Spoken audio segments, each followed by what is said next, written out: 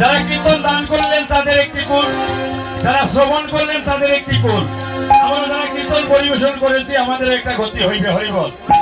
মাতৃকুল অর্থাৎ মামার বংশে যদি কোনো ছেলে সন্তান না থাকে, ভাইরা যদি কীর্তন দান করে তাহলে তার মাতৃকুল উদ্ধার হয়। হরিবল। মাতৃকুল, পিতৃকুল, শ্বশুরকুল। মহাপ্রভুর কাছে প্রশ্ন করলেন ভক্ত বৈষ্ণবগণ, এই জগতে অনেক মানুষ আছে,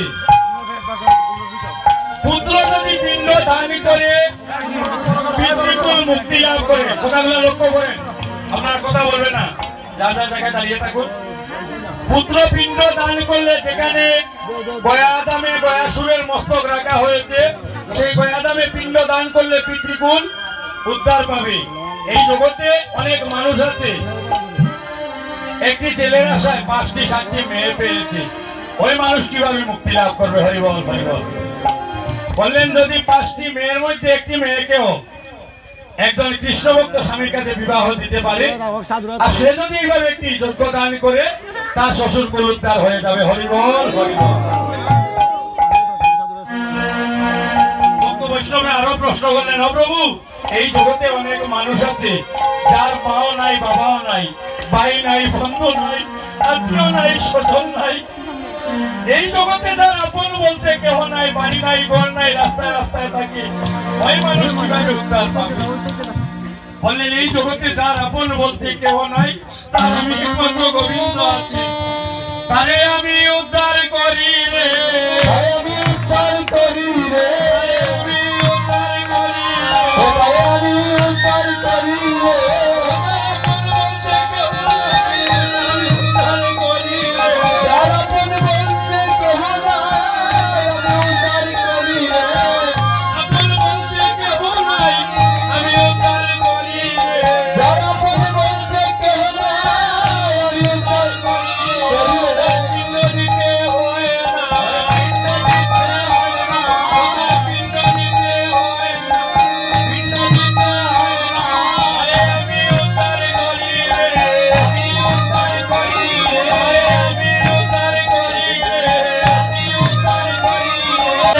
মহাপ্রভুর আজ্ঞা পাইয়া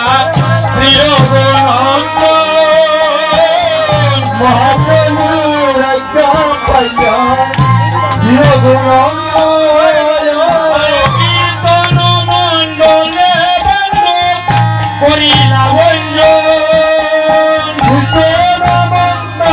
মণ্ডলে করিলা বঞ্জন।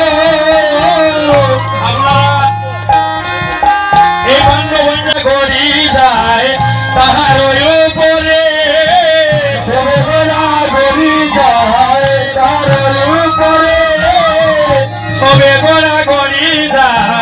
তাহার উপরে, গোড়া গড়ি যায় তার উপরে।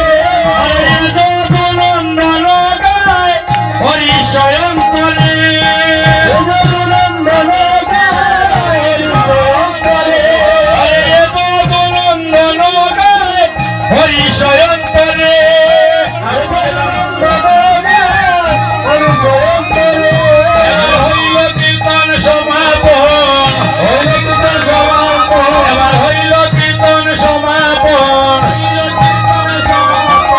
মহাপ্রভুর আজ্ঞা পাইয়া চিরগুণমন, মহাপ্রভুর আজ্ঞা পাইয়া চিরগুণমন।